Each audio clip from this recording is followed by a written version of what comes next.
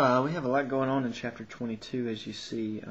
Paul has returned to Jerusalem, and after being accused or basically screamed at and almost killed in 21, Paul is able to address the crowd. And the first thing he does, if you notice, is he starts speaking in Aramaic, which the reason he does this is because everybody listening, that was their main language of the day. The Palestine Jews, most of them spoke in Aramaic, so this kind of threw them off. They were expecting this guy to be someone else, and he could actually speak their language, and so they weren't so sure about this.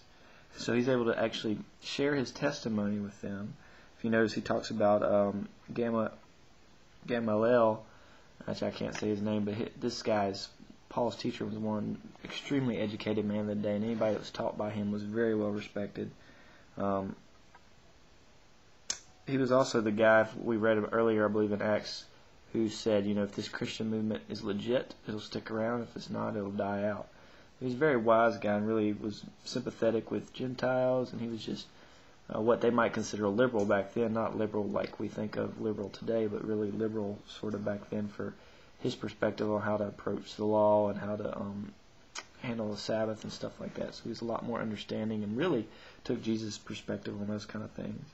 Now, what's interesting is that they listened to his stories. He speaks in Aramaic all the way up to the point where he really talks about he's supposed to be reaching out to the Gentiles. And, of course, the Jews that are listening did not like this concept. Gentiles were unclean, and they didn't understand why this guy would be saying that God would want to reach out to those people. But what happens is the guy that's in charge, basically, of the Roman soldiers wants to have Paul flogged, beaten, so he can figure out what in the world Paul's talking about. Well, Paul has this wonderful thing where he's part Jewish, part Gentile, I guess you might say, but really the big thing is that he's a Roman citizen. And being a Roman citizen back then we already talked about, was really something that basically you had to be tried before anybody could put their hands on you. So even putting him in chains was a dangerous thing for this man to do.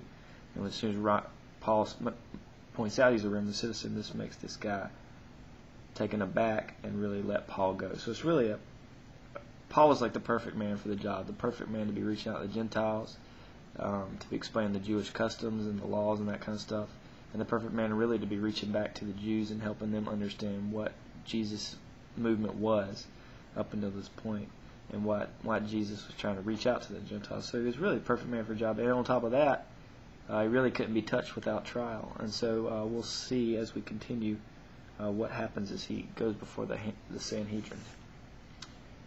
On to chapter 23.